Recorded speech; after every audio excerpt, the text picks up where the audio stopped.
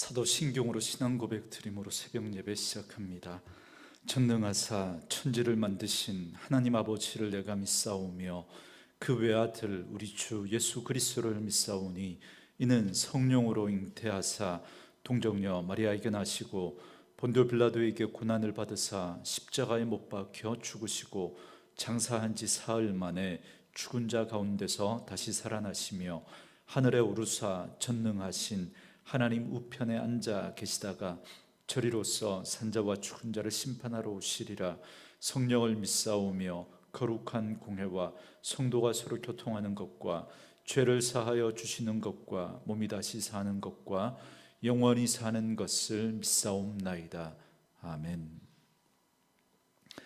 이 아침에 우리에게 주시는 하나님의 말씀은 요엘서 1장 13절에서 20절 말씀까지입니다. 요엘서 1장 13절에서 20절 말씀까지. 우리 말씀 찾으셨으면 한 목소리로 같이 읽겠습니다. 제사장들아, 너희는 굵은 배로 동이고 슬피 울지어다. 제단에 수종드는 자들아, 너희는 울지어다. 내 하나님께 수종드는 자들아, 너희는 와서 굵은 베옷을 입고 밤이 새도록 누울지어다. 이는 소제와 전제를 너희 하나님의 성전에 드리지 못함이로다. 너희는 금식을 정하고 성회를 소집하여 장로들과 이 땅의 모든 주민들을 너희 하나님 여호와의 성전으로 모으고 여호와께 부르짖을지어다. 슬프다 그날이여, 여호와의 날이 가까웠나니 곧 멸망같이 전능자에게로부터 이르리로다. 먹을 것이 우리 눈앞에 끊어지지 아니하였느냐? 기쁨과 즐거움이 우리 하나님의 성전에서 끊어지지 아니하였느냐? 씨가 흙덩이 아래에서 썩어졌고 창고가 비었고 곡간이 무너졌으니 이는 곡식이 시들었음이로다. 가축이 울부짖고 소떼가 소란하니 이는 꼴이 없음이라. 양떼도 피곤하도다. 여호와여, 내가 주께 부르짖으오니 불이 목장의 풀을 살랐고 불꽃이 들의 모든 나무를 살랐음이니이다. 들짐승도 주를 향하여 헐떡거리오니 시내가 다 말랐고 들의 풀이 불에 탔음이니이다. 아멘. 오늘은 함께 읽으신 요엘서 1장 13절에서 20절 말씀을 중심으로 상황 너머에 계신 주를 의지하라라는 제목의 말씀으로 잠시 은혜를 나누겠습니다. 어제 말씀에서 선지자 요엘은 메뚜기 재앙을 겪은 하나님의 백성들에게 애곡을 명하였습니다. 왜냐하면 이 메뚜기 재앙은 단순한 재앙이 아니라 이스라엘의 영적 타락으로 인한 하나님의 심판이면서 동시에 그 하나님의 백성들을 향한 회개를 촉구하는 하나님의 메시지이기 때문에 그렇습니다. 이제 오늘 본문에서는 유다 땅에 닥친 이 메뚜기 재앙의 의미를 밝혀주시면서 새롭게 각성할 것을 촉구합니다. 그들이 겪는 이 메뚜기 재앙은 앞으로 다가올 더 큰 하나님의 심판에 대한 예고편과도 같은 것입니다. 그래서 그걸 알려주시면서 지금은 금식과 성회로 모여서 통회하며 부르짖어 기도할 때다라고 선포하고 있는 것입니다. 먼저 13절 말씀해 보시면 제사장들아, 너희는 굵은 배로 동이고 슬피 울지어다.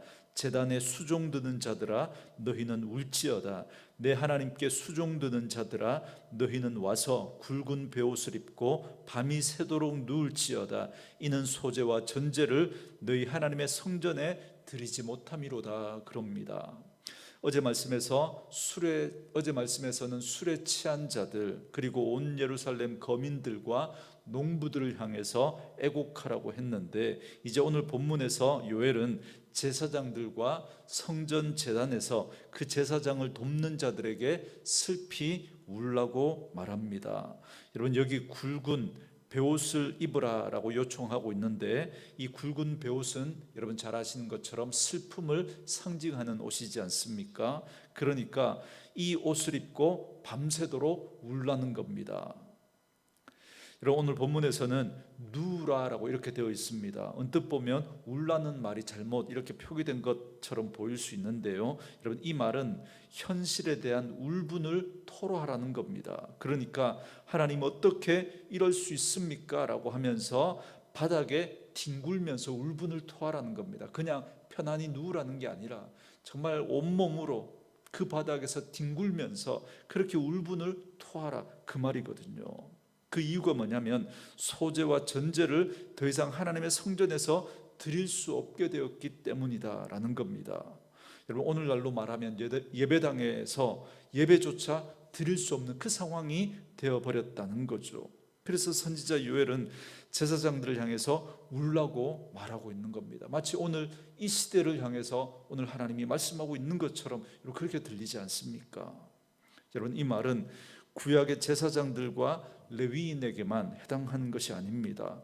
오늘 예수 믿는 우리 모두가 다 왕같은 제사장들이지 않습니까? 그렇기 때문에 오늘 우리도 우리의 무너진 그 삶의 자리에서 울어야 합니다.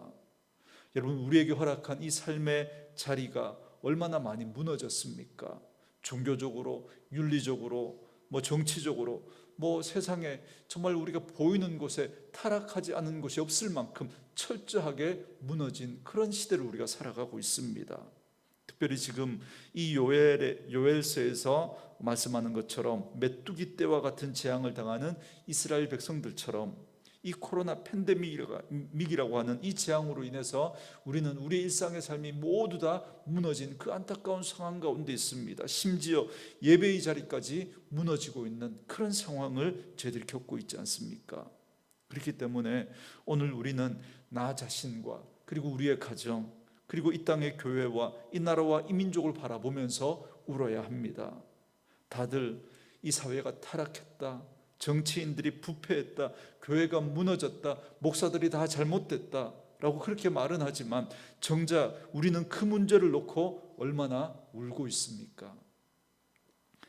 오늘 무너지는 이 사회를 바라보면서, 무너져가는 교회를 바라보면서, 무너져가는 우리 다음 세대를 바라보면서 우리는 얼마나 애통해하고 있습니까? 저도 마찬가지지만 그냥 비판하고 비난할 줄만 알았지 정작 아파하고 또 회개하면 눈물을 흘리는 그런 사람을 찾아보기가 힘듭니다. 그렇지만 애통해야 하는 마음, 그게 바로 하나님 아버지의 마음입니다. 여러분, 좋은 부모는 자녀가 잘못되면 비판하고 비난하지 않습니다. 안타까워하고 애통해하는 거죠. 그것이 바로 하나님 아버지의 마음이고, 그리고 그 하나님 아버지를 모시고 살아가는 우리 성도들의 마음이어야 합니다. 우리는 잘못을 비판하고 비난하고 정죄하며 손가락질하기 전에 먼저 애통해야 합니다. 그게 하나님의 마음이고 그 하나님을 믿는 우리 성도들의 마음입니다. 그래서 선지자 요엘은 뭐라고 말씀합니까? 14절 말씀에서 너희는 금식을 정하고 성회를 소집하여 장로들과 이 땅의 모든 주민들을 너희 하나님 여호와의 성전으로 모으고 여호와께 부르짖을지어다 그럽니다. 금식일을 정하고 성회를 소집해서 장로들과 주민들이 성전에 모여서 여호와께 부르짖으라고 그렇게 말하고 있습니다. 여러분, 금식은 나의 본질을 찾게 해줍니다. 왜냐하면 금식은 인간의 가장 기본적인 욕구를 억제하는 거거든요. 그걸 절제하는 거거든요. 다시 말하면 자기를 죽이는 거고 자기를 부인하는 것입니다. 그렇기 때문에 금식을 하게 되면 하나님 앞에서 자기의 진짜 모습을 보게 됩니다. 그리고 그 하나님 앞에서 나의 그 부정한 모습을 깨닫게 되고 새롭게 하나님을 만나게 합니다. 그래서 금식은 영혼을 부요하게 합니다. 반면에 인간은 육신의 배가 부르면 반드시 타락하게 되어 있습니다.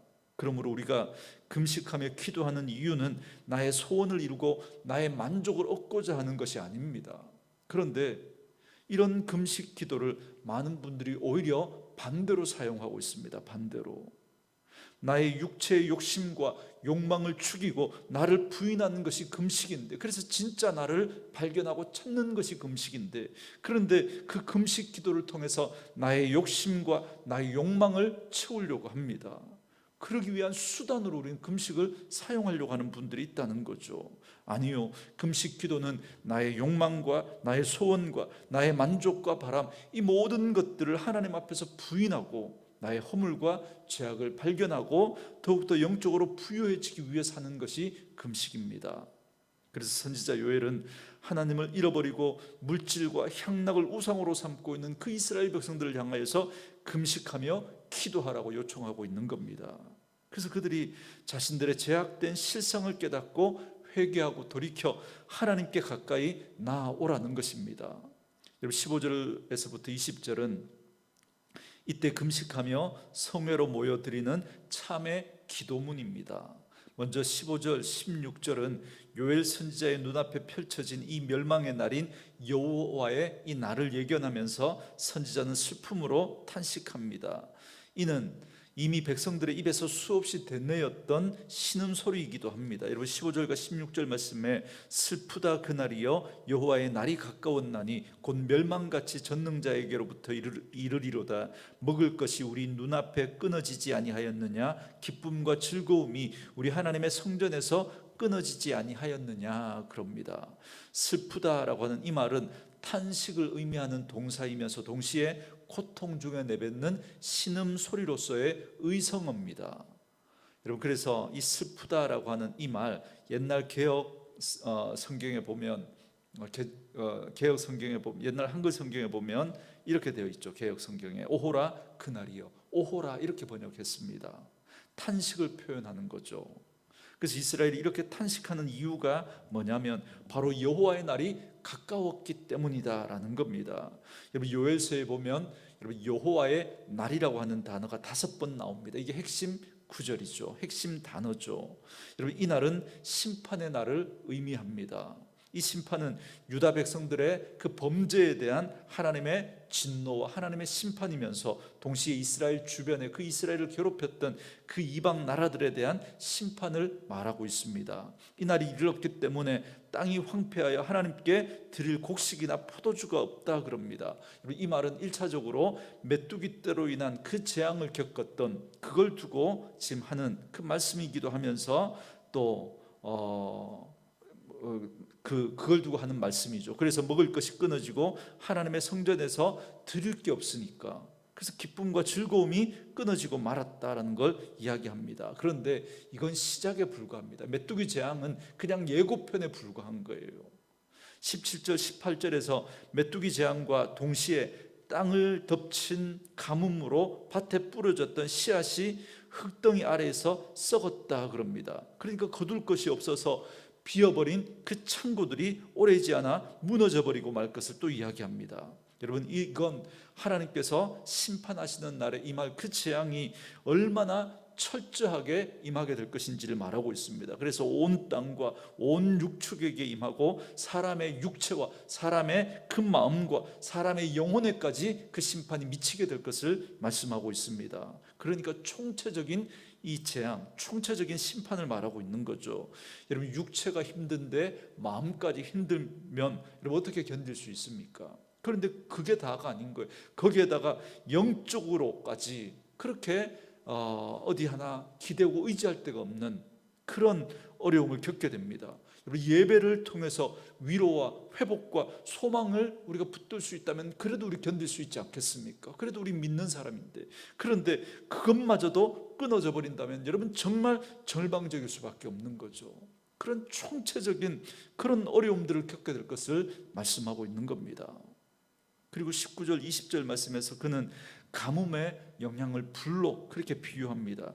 불이 가축들의 그 양식인 목장에 풀을 살랐고 불꽃이 튀더니 산의 모든 가지까지 살랐다 그럽니다. 그래서 들짐승이 헐떡거리고 시내가 다 말라버리고 말았다는 거죠.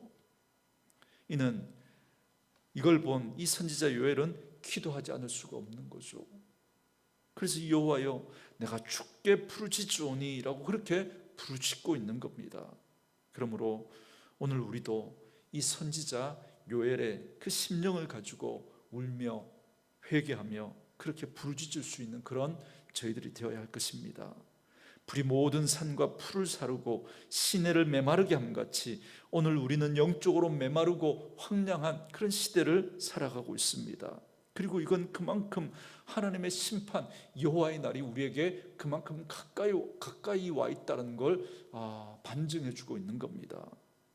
우리는 지금 성탄절을 앞두고 그렇게 대림절 기간 가운데 있습니다. 물론 우리 교단은 그 대림절을 지키지 않지만 그러나 그 의미는 우리가 놓치지 않는 게 좋다라고 생각합니다. 그래서 우리는 이 땅에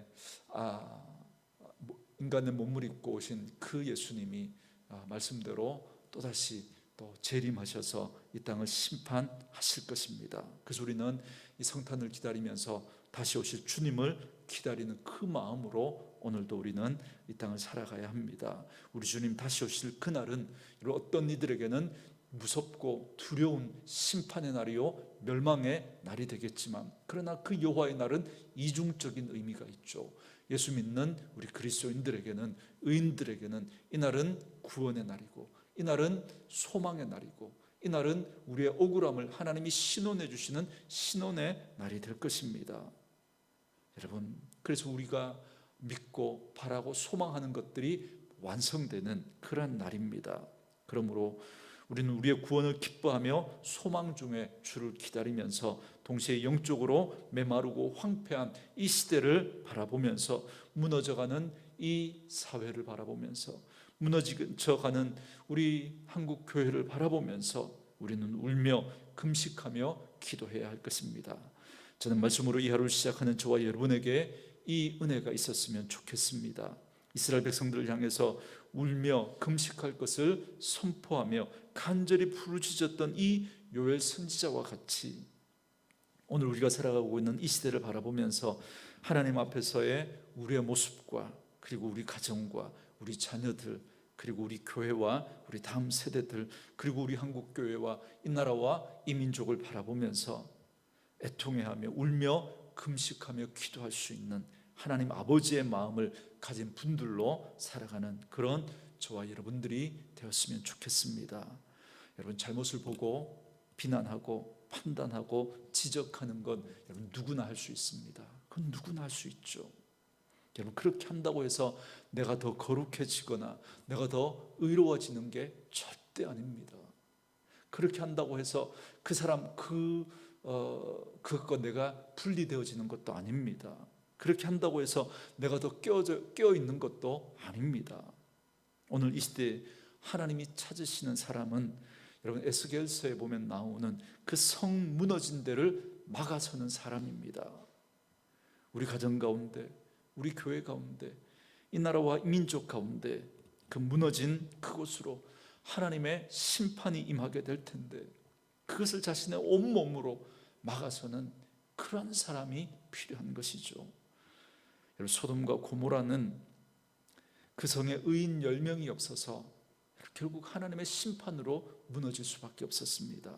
그러나 오늘 말씀으로 이 하루를 시작하는 저와 여러분들은 우리의 가정과 우리 교회 가운데 성 무너진 데를 막아서는 사람으로 우리의 죄를 바라보면서, 우리의 가정과 우리 공동체의 그 무너진 곳을 바라보면서 울며 회개하며 금식하며 기도하며 온몸으로 그 하나님의 심판을 막아설 수 있는 그런 분들이 되었으면 좋겠습니다. 이것이 바로 왕같은 제사장으로 우리들에게 맡겨진 가장 중요한 사명이라는 사실을 기억하시고, 오늘도 이 사명을 감당하는 그런 저와 여러분들 되어줄 수 있기를 주님의 이름으로 축원합니다. 여러분, 오늘 말씀을 묵상하면서 이 찬양 함께 들으시고 기도하는 시간 갖도록 하겠습니다.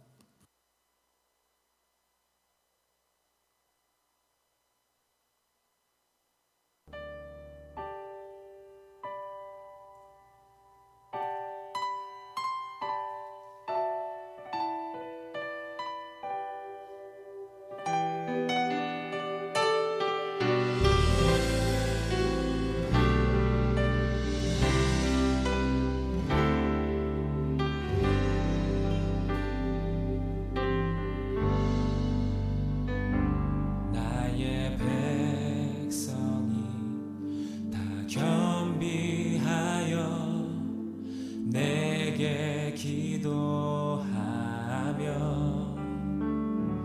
나의 얼굴을 구하여서 그 악한 길 떠나며 하늘에서 듣고 죄를 사하며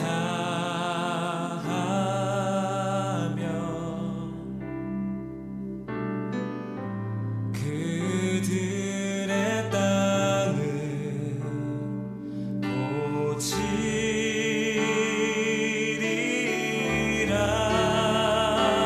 아버지여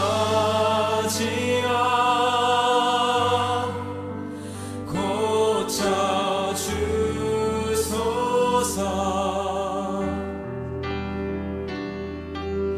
이 나라 주의 것 되게 하소서.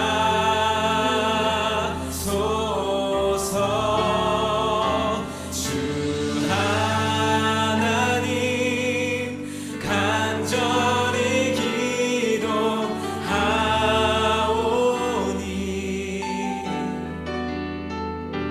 상한 이 땅 새롭게 하소서. 무릎 꿇고 다 경비하여 주께 기도하리. 주의 얼굴을 구하여서 그 악한 길 떠나리. 주님의 자비로 죄